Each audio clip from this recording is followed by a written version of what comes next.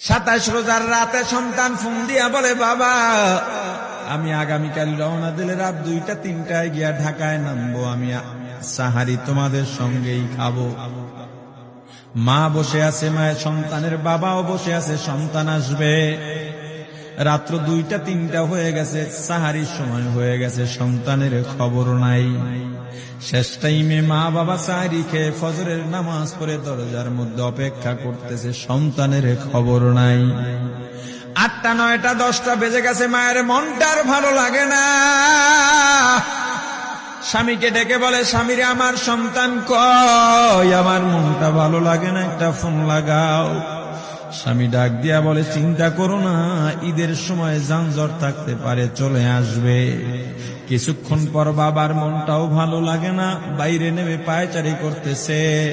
হঠাৎ করে একটা ফোন চলে আসছে। সন্তানের ফোন দেখে বাবার সে কি আনন্দ। ফোন রিসিভ করে যখনই সালাম দিল, অপর প্রান্ত থেকে সালামের উত্তরে সন্তানের কণ্ঠ পাওয়া যায় না। বাবা ডেকে বললেন, বাবা তুমি কে? এটা তো আমার সন্তানের কণ্ঠ নয়, তবে মোবাইলটা আমার সন্তানের। ওপার থেকে ডাক দেয়া বলে, আপনি কি এই লোকে, এই মোবাইলওয়ালার বাবা? বলে, হ্যাঁ। আপনি এখনো বাড়িতে কি করেন? আপনার যেই সন্তান ঢাকা থেকে গাড়ি নিয়া 2500-এর দিকে রওনা দিয়েছিল, ওই গাড়িটা 2500 পৌঁছতে পারে নাই। পথিমধ্যে সংঘর্ষে রাস্তার মধ্যে অনেকগুলো মানুষ মারা গেছে, অনেক যুবকও তার মধ্যে আছে। রাস্তার পাশে সাদা কাপড় দিয়া ঢাকা। দেখেন আপনার সন্তান এই লাশের মধ্যে আছে কিনা। মোবাইলটা আমি রাস্তার পাশে পড়ে পাইলাম। বাবা পাগলের মতো একটা দৌড় দিছে। মা মনে করছে সন্তান বুঝি কাছাকাছি চলে আসছে। অন্যান্য সন্তানদের ডাক দেয়া বলে, তোরা কে, কোথায়, এদিকে আয়, তোদের ভাই বুঝি কাছাকাছি আসছে। আমার কলিজার টুকরা সন্তান, তোর বাবা যে আগায় আনতে গেছে, তাড়াতাড়ি নতুন চাদর বিছা, বালিশের কভার গুলো খুলে নতুন কভার লাগা, পানি গরম বসা, আমার সন্তান এসে গোসল করবে। আহারে সবাই ফুলের মেলা, ফুলের তোড়া নিয়ে অপেক্ষা করতেছে। 4টা বছর কলিজার টুকরা বাড়িতে নাই, বিদেশ থেকে আসবে। বাবা স্পটে গিয়া দেখেন অনেকগুলো লাশ সাদা কাপড় দিয়া ঢাকা। একটা একটা মাথার উপর থেকে কাপড় উঠান আর কৌতূহল বাড়তেছে, কাপড় উঠান আর কৌতূহল বাড়ে। হঠাৎ তাকায় দেখে কলিজার টুকরা সন্তান লাশের মিছিলে শামিল হয়ে গেছে। বাবা সন্তানকে ধরে কাঁদেন আর বলেন, বাবা এত আদর আপ্যায়ন, তোর জন্য এত প্রস্তুতি রে বাবা। তোর মা তোর পথে বসে আছে রে বাবা, কি জবাব দিব বল? তুই যেদিন রওনা দিয়ে বিদেশ চলে গেলি, তোর মা সারা রাত ঘুমায় নাই, দরজায় গিয়া তোর পথের দিকে তাকা রইছে। কত রাত আমি মা, আমি বাবা দেখলাম তোর মা গভীর রাতে বিছানায় নাই। খুঁজতে খুঁজতে দেখলাম দরজায় গিয়া তোর মা কাঁদে। কত রাত তোর মা তোর জন্য নামাজ পড়তে পড়তে রাত্রটা নির্ঘুম কাটায় দিছে রে বাবা। কত রাত তোর মা তোর জন্য দোয়া করতে করতে নির্ঘুম রাত্র কাটায় দিছে। এই 4 বছরে 8টা ঈদ, ঈদের সময় আমরা নতুন কাপড় কিনছি, নতুন কাপড় পরছি। তোর মায়ের জন্য আমি নতুন শাড়ি এনে খাটের উপরে রাখলাম। ঈদের নামাজ পড়ে এসে দেখি কাপড়টা খাটের উপরেই আছে। তোর মা প্রথম ঘরেও নাই, মাঝের ঘরেও নাই, পেছনের ঘরেও নাই। খুঁজতে খুঁজতে গিয়া দেখি তোর মা কিচেন রুমে আছে। ওই নাস্তা নাড়াইতেছে, দুধ নাড়তেছে, দুধ উথলাইয়া পুইরা যাইতেছে, খবর নাই। আমি তাকায় দেখলাম তোর মায়ের 2 চক্ষু দিয়া টক টক করে পানি পড়তেছে। ডাক দিয়া বললাম, ওরে বিবি, ঈদের দিনে তুমি কেন কাঁদো? তোমার জন্য শাড়ি আনলাম, সেটাও কেন পরলা? তোর মা জবাব দিয়া বলছে, রে স্বামী গো, আপনারা যখন নামাজের জন্য রওনা দিয়া গেলেন, আমার অমুক সন্তান আপনার সঙ্গে যায় নামাজ দিয়া নতুন পোশাক পরে নামাজে রওনা দিয়েছে, কত সুন্দর লাগছে দেখতে। হঠাৎ করে তাকায় দেখলাম আমার কলিজের একটা মানিক আপনাদের সাথে নাই। আমার মনটার ভালো লাগে নাই। আমি ফোন দিলাম আমার মানিকের কাছে। ফোন রিসিভ করে বলে, মা নাস্তা বানাইছি, খাইছি, এখনো ছুটিতে আছি, আনন্দ করতেছি, ঘোরাফেরা করতেছি, কিন্তু আমি মায়ের মত। আমি বললাম, বাবা তুই আমাকে পেটে ধরিস নাই, আমি তোকে পেটে ধরছি। আমাকে খুশি রাখার জন্য কত কথাই না বললি।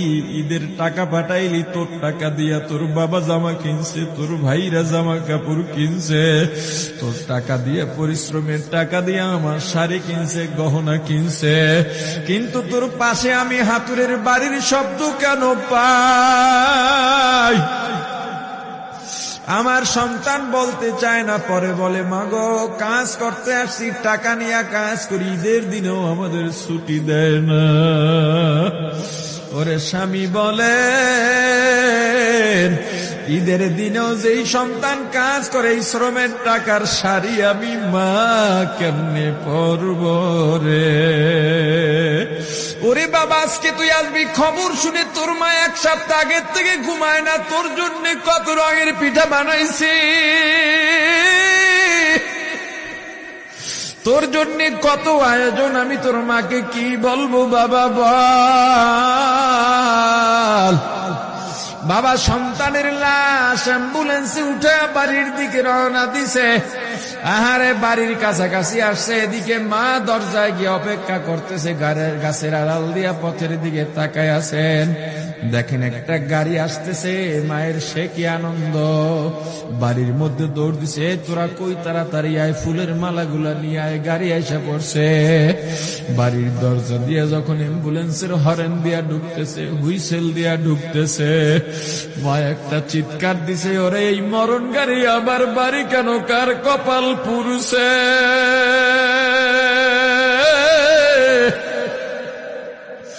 অ্যাম্বুলেন্সের দরজা খুলে তাকায় দেখি কলিজার টুকরা সন্তান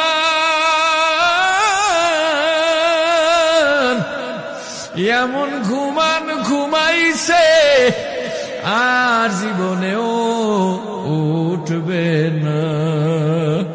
মা কাঁদেন আর বলেন, ওরে বাবা এটা তোর বিছানা নয়, নতুন চাদর বিছাইছি। বোন কান্দে আর বলে, ভাই আরে তোর জন্য ফুলের মালা পরাইছি, ফুলের মালা বানাইছি, একটু মালা পরাবো। মা ডেকে বলেন, রে সন্তান, 4টা বছর আমি তোর মা ডাক শোনার জন্য অপেক্ষা করছি, তোর জন্য গরম পানি করছিলাম, গোসল করবি, সেই গরম পানি যে তোর জীবনের শেষ গোসল হবে বুঝি নাই।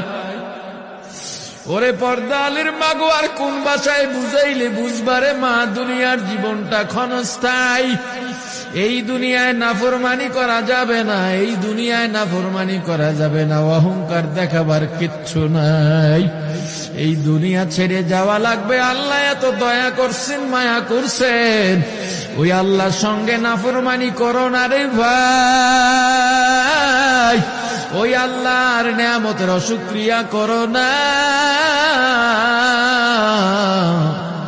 আল্লাহর নেয়ামতের শুকরিয়া আদায় করো, দুনিয়ার সব মোহ ত্যাগ করো, দলের মায়া ত্যাগ করো, দুনিয়ার মায়া ত্যাগ করো।